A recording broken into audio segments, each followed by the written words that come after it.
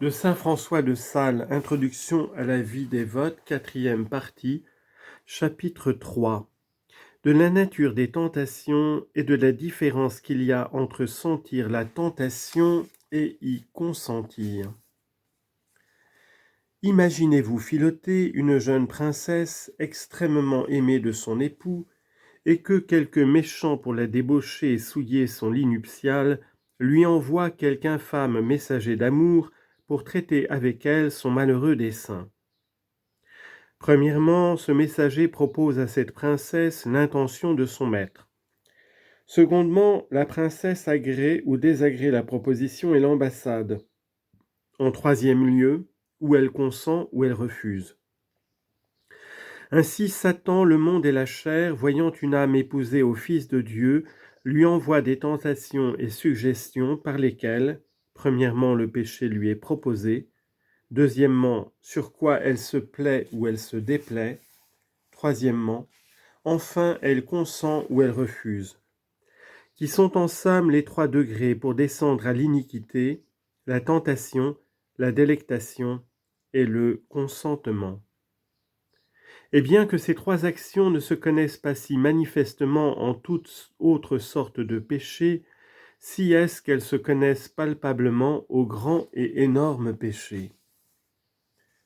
Quand la tentation de votre péché, de quelque péché que ce soit, durerait toute notre vie, elle ne saurait nous rendre désagréables à la divine majesté, pourvu qu'elle ne nous plaise pas et que nous n'y consentions pas. La raison est parce que qu'en la tentation, nous n'agissons pas, mais nous souffrons. Et puisque nous n'y prenons point plaisir, nous ne pouvons aussi en avoir aucune sorte de culpabilité. Saint Paul souffrit longuement les tentations de la chair, étant sans faux que pour cela il fut désagréable à Dieu, qu'au contraire Dieu était glorifié par elle. La bienheureuse Angèle de Foligny sentait des tentations charnelles si cruelles qu'elle fait pitié quand elle les raconte. Grandes furent aussi les tentations que souffrit saint François et saint Benoît lorsque l'un se jeta dans les épines et l'autre dans la neige pour les mitiger, et néanmoins ils ne perdirent rien de la grâce de Dieu pour tout cela, mais l'augmentèrent de beaucoup. Il faut donc être fort courageuse, Philotée, parmi les tentations, et ne se tenir jamais pour vaincue pendant qu'elles vous déplairont, en bien observant cette différence qu'il y a entre sentir et consentir, qui est qu'on les peut sentir encore qu'elles nous déplaisent, mais on ne peut consentir sans qu'elles nous plaisent. Puisque le plaisir pour l'ordinaire sert de degré pour venir au consentement. Que donc les ennemis de notre salut vous présentent tant qu'ils voudront d'amorce et d'appât, qu'ils demeurent toujours à la porte de notre cœur pour entrer, qu'ils nous fassent tant de propositions qu'ils voudront. Mais tandis que nous aurons résolution de ne point nous plaire en tout cela, il n'est pas possible que nous offensions Dieu, non plus que le prince époux de la princesse que j'ai représenté ne lui peut savoir mauvais gré du message qui lui est envoyé, si elle n'y a pris aucune sorte de plaisir. Il y a néanmoins cette différence entre l'âme et cette princesse pour ce sujet, que la princesse, ayant écouté la proposition déshonnête, peut, si bon lui semble, chasser le messager et ne le plus écouter. Mais il n'est pas toujours au pouvoir de l'âme de ne point sentir la tentation, bien qu'il soit toujours en son pouvoir de ne point y consentir. C'est pourquoi, encore que la tentation dure et persévère longtemps, elle ne peut nous nuire tant qu'elle nous est désagréable. Mais quant à la délectation qui peut suivre la tentation, pour autant que nous avons 2 parties en notre âme, l'une inférieure et l'autre supérieure, et que l'inférieure ne suit pas toujours la supérieure, mais fait son cas à part, il arrive maintes fois que la partie inférieure se plaît en la tentation sans le consentement, mais contre le gré de la supérieure.